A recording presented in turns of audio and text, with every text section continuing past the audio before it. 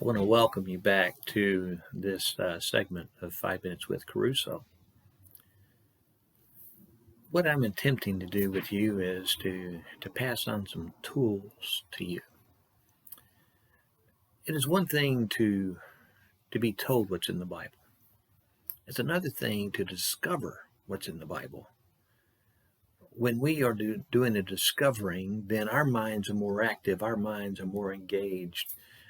We get more emotionally invested in what we're discovering. Sometimes we just become dependent upon other people telling us what we need to understand. They've already done all the thinking. We don't need to do any thinking for ourselves. Well, that's not really healthy, and especially not healthy when we're dealing with the Bible. So I'm hoping that I'm passing on some tools for you so that not only can you use them to understand this letter to the Philippians, but that you could use these tools as you strive to understand other books of the Bible.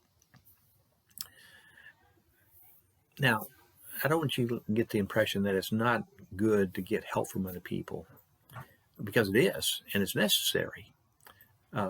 People helped me learn what I'm trying to pass on to you.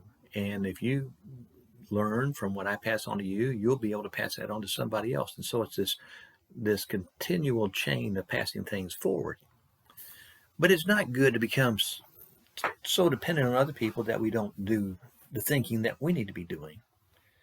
So you're using new tools now if you're following with me. I believe you'll be blessed by them.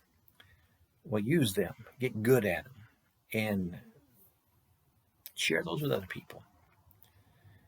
The particular tool we're focusing on right now is how to understand the historical setting for a letter like this one in Philippi, or to the church in Philippi.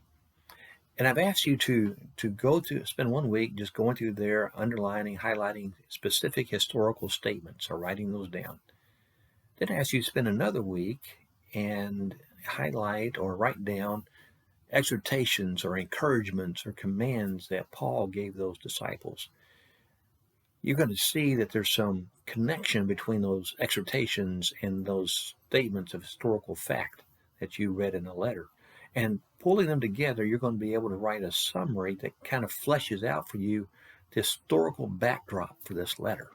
And that backdrop is going to guide you as you interpret these different verses. Now, I'm going to give you what I wrote, my little summary paragraphs. It'll give you an example of that. You write yours. You may emphasize different things than what I did. You may emphasize some similar things that I emphasized. That's okay. But go through it. Don't just take mine. Write your own summary statements, summary paragraphs of this historical setting for this letter. Do your own thinking. Here's what I wrote. Paul wrote this letter while he was suffering in prison. The disciples in Philippi had a close bond with Paul, and they tried to help him in his suffering. They also were suffering as disciples, and Paul writes to help them. It's kind of a mutual relationship, helping one another. At least one of the sources of suffering were people teaching a twisted gospel for their own gain.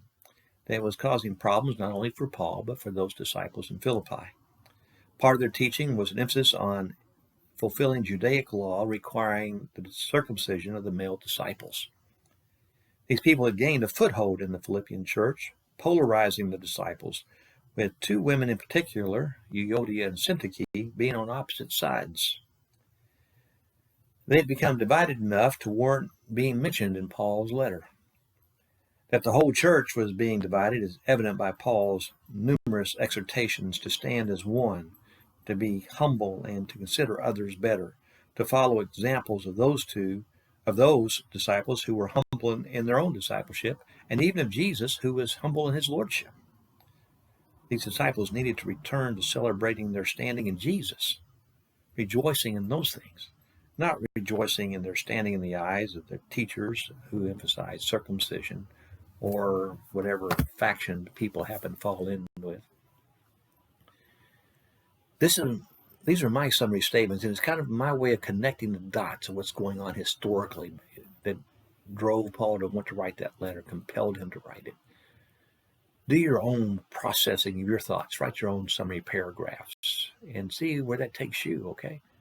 He's going to help us interpret verses. And in the weeks to come, I'm going to show you how that can guide us as we interpret with this letter.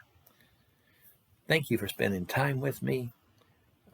You can leave comments if you want to. You also can send me an email at booksbykerusso@gmail.com. Your time is important, and I'm hoping that I'm making it worthwhile here. Thank you. And feel free to share this with other people. Invite them to take the journey with you through Philippians. Take care. See you next time.